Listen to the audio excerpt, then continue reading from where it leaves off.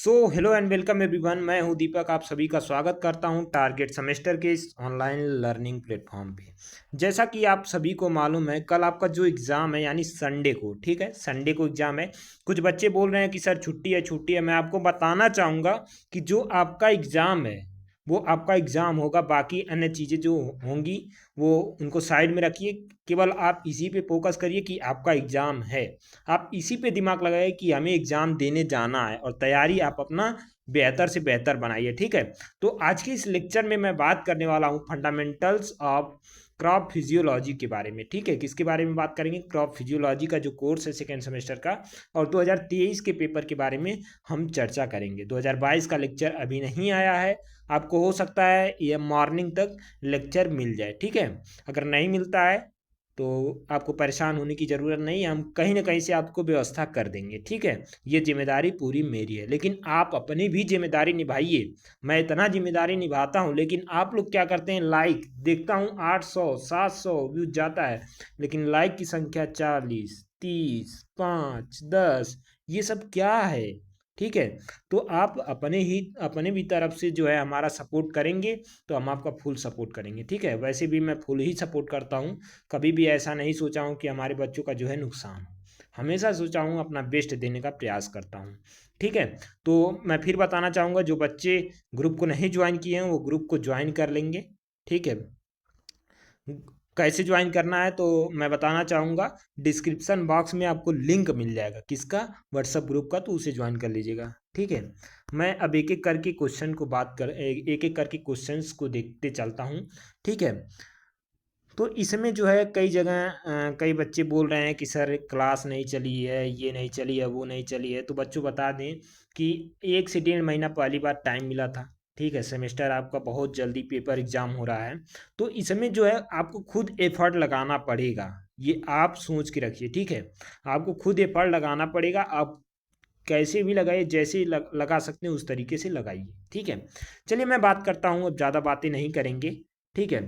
करा कि upward movement of water and salt from root to aerial part of plants against force of gravity, the phenomena is known as. अब देखो इसमें क्या बोल रहा है, अपवर्ड मूवमेंट यानी जो है ऊपर की तरफ मूवमेंट हो रहा है वाटर और साल्ट का, ठीक है। कहाँ से?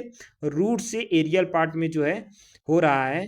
Force of gravity the phenomena, मतलब किसके फिनोमिना से? ग्रेविटी के, ठीक है। उसे हम लोग क्या बोलते हैं? ट्रांसपीरेशन पुल बोलते हैं। क्या बोलते हैं बच्चों?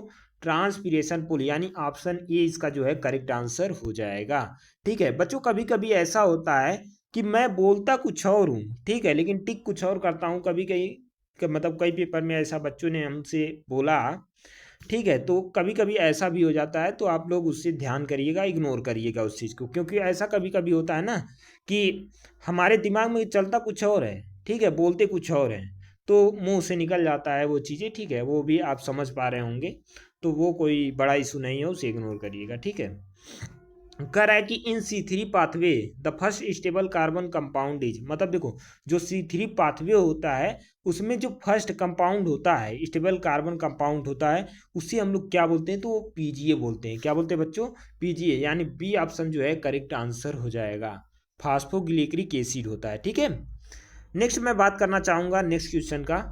कह रहा है कि diffusion of water or solvent from a solution to lower concentration to the solution of higher concentration through semi permeable membrane। मतलब देखो डिफ्यूजन में देखा जाए तो वाटर का जो वाटर का सॉल्वेंट है, ठीक है, फ्रॉम ए सोल्यूशन, एक सोल्यूशन में लोअर कंसंट्रेशन से जो है हायर कंसंट्रेशन में जाता है थ्रू सेमी परमिएबल मेम्ब्रेन, तो उसे हम लोग क्या बोलते हैं? उसे हम लोग बोलते हैं ऑस्मोसिस। क्या हो जाएगा बच्चों? ऑस्मोसिस, यानी बी आंसर जो है आपका सही हो जाएगा, ठीक है। इसमें होता क्या है कि लोअर से जो है हायर की तरफ जाती है थ्रू सेमी परमिएबल मेम्ब्रेन, इसको मत भूलिएगा, सेमी परमिएबल मेम्ब्रेन को, ठीक है। नेक्स्ट बात करते हैं, कह रहा है कि कैम का जो फुल फॉर्म पूछा गया है, ठीक है। कैम जो प्लांट्स होते हैं उनका फुल फॉर्म पूछा गया है, तो उनके फुल फॉर्म की बात करें तो ऑप्शन बी इसका जो है करेक्ट आंसर हो जाएगा, क्रेसुलेशियन एसिड मेटाबॉलिज्म, ठीक है। क्रेसुलेशियन एसिड मेटाबॉलिज्म जो है करेक्ट आंसर हो जाएगा ऑप्शन बी। नेक्स्ट मैं बात करना चाहूँगा 5th नंबर क्वेश्चन की। कह रहा है कि criteria of essentiality of nutrient given by, जो न्यूट्रिएंट की क्राइटेरिया थी इसेंशियलिटी की, वो किसने दिया था? तो आर्नन एवं स्टाउट ने 1939 में क्या किया था? दिया था। ठीक है, 1939 में दिया था। नेक्स्ट मैं बात करता हूँ। कह रहा कि फॉलोइंग आप which phenomena result into shrinkage of protoplasm, यानी जो प्रोटोप्लाज्म है वो श्रिंकेज मतलब श्रिंक कर जा रहा है, तो उसको जो है कौन सी फिनोमिना बोलेंगे, क्या बोलेंगे, इस घटना को क्या बोलेंगे? ठीक है, इसकी अगर मैं बात करूं तो ये आपका हो जाएगा ऑप्शन नंबर ए, इग्जोस्मोसिस। क्यों हो जाएगा? क्योंकि देखो उसमें श्रिंक कर जा रहा है। आखिर इसमें देखो जब श्रिंक करेगा तो इग्जोस्मोसिस होगा, जब स्वेलिंग करेगा तो इंडोस्मोसिस होगा। ठीक है, इग्जोस्मोसिस मतलब श्रिंक करेगा, इंडोस्मोसिस मतलब स्वेलिंग करेगा, मतलब फूल जाएगा। ठीक है, नेक्स्ट मैं बात करना चाहूँगा। कह रहा है कि the phenomena of district reduction in quantum yield of photosynthesis at extreme rate age of chlorophyll absorption white it remains constant at different range of wavelength called as। देखो इसमें जो है आपका 680 नैनोमीटर से जो है क्या है? कम हो, क्या? वेवलेंथ। तो उसको हम लोग क्या बोलते हैं? तो मतलब ये फिनोमिना जो है कौन दिया था? ठीक है, इसके बारे में पूछा जा रहा है, या फिर कौन दिया था नहीं, क्या कहते हैं, क्या बोलते हैं? तो उसे रेड ड्रॉप इफेक्ट बोलते हैं। क्या बोलते हैं बच्चों? रेड ड्रॉप इफेक्ट, यानी कि ऑप्शन डी इसका करेक्ट आंसर हो जाएगा।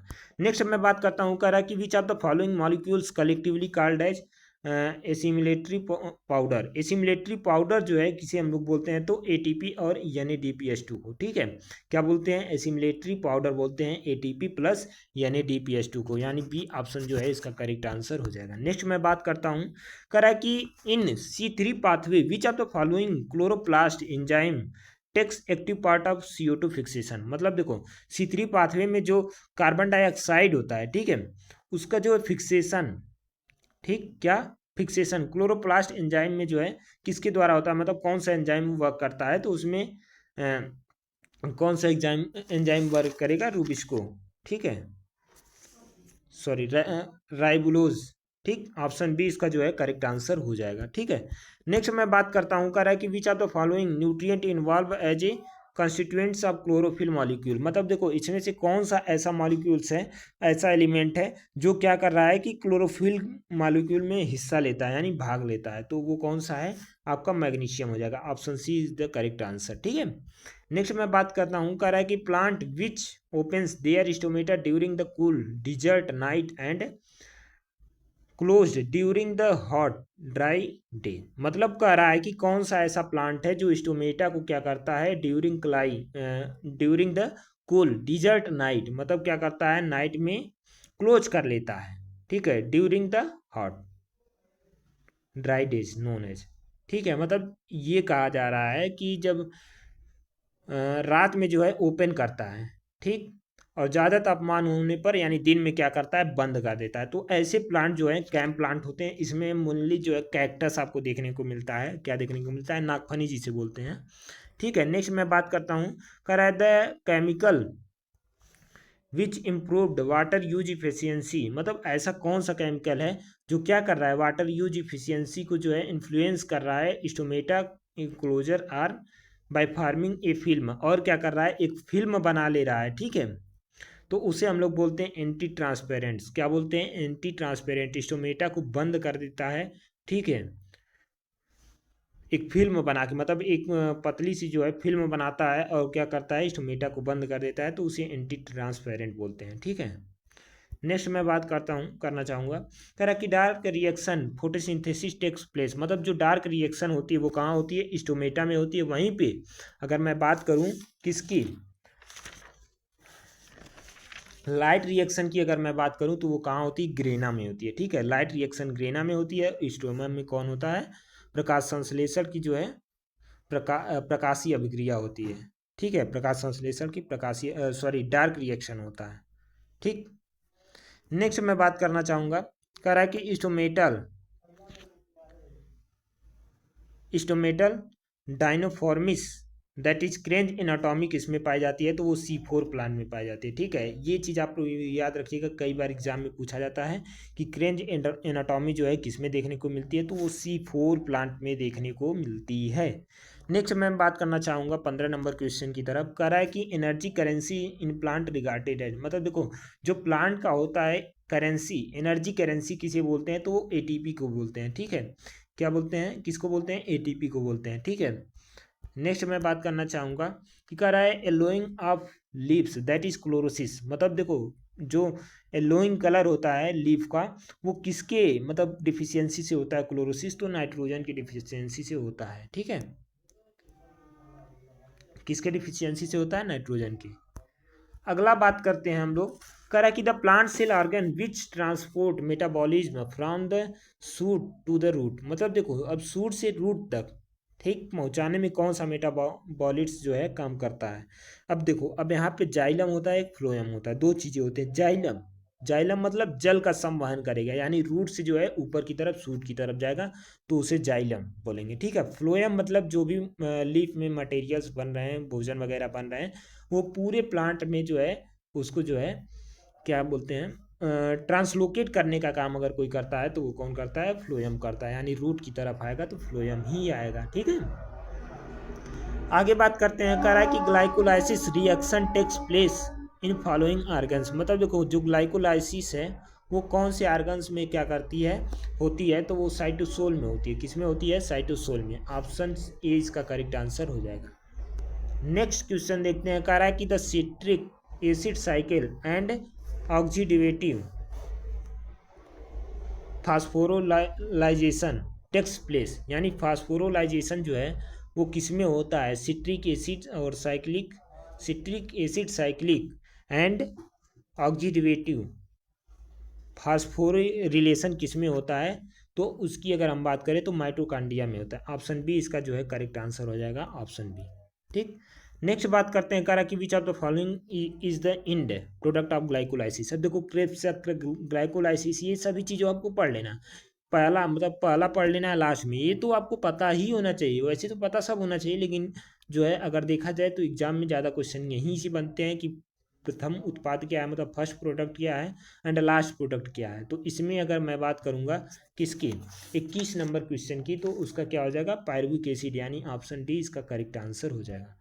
नेक्स्ट बात करते हैं, कह रहा है the phenomena of blending, blending of plant toward light in the is known as, मतलब देखो जो लाइट की तरफ झुकना प्लांट का क्या कहलाता है, फोटोट्रॉपिज्म कहलाता है। वहीं ग्रेविटेशनल के थ्रू, मतलब ग्रेविटी के थ्रू जाएगा तो हो जाएगा ग्रेविटोपिज्म। ठीक है, नेक्स्ट बात करते हैं 23 नंबर क्वेश्चन की तरफ, कर the phenomena of loss of water in the form of vapour through stomata known as. अब देखो स्टोमेटा के थ्रू जो है अगर वाटर का लॉस हो रहा है तो उसे हम लोग क्या बोलते हैं, तो उसे हम लोग स्टोमेटल ट्रांसपीरेशन बोलते हैं। क्या बोलते हैं, स्टोमेटल ट्रांसपीरेशन।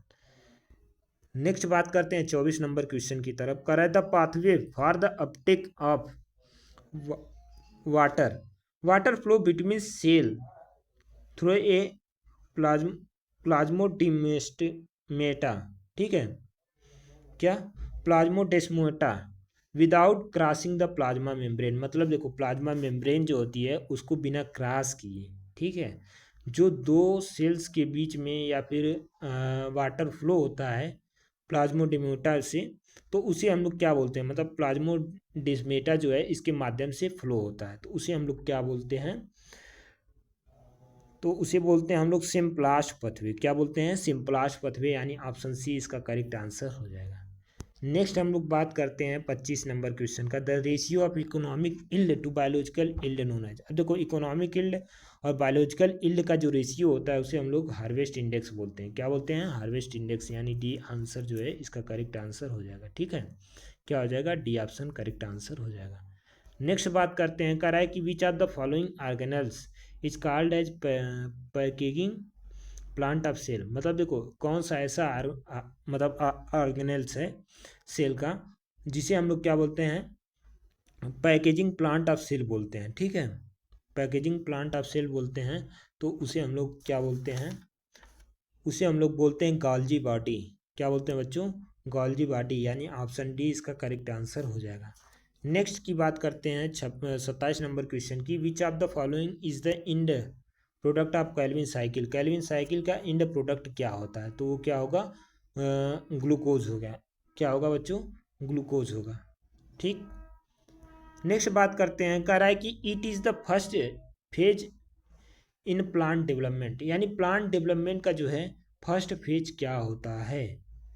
तो अगर हम इसके फर्स्ट फेज की बात करें तो इसमें ऑल ऑफ दी एबव हो जाएगा। क्या हो जाएगा बच्चों, ऑल ऑफ दी एबव। ठीक, क्या हो जाएगा, all of the above. Next की अगर हम बात करें, कह रहा है कि 29 number question, non cycling photophosphorylation also known as, मतलब नॉन साइकिलिंग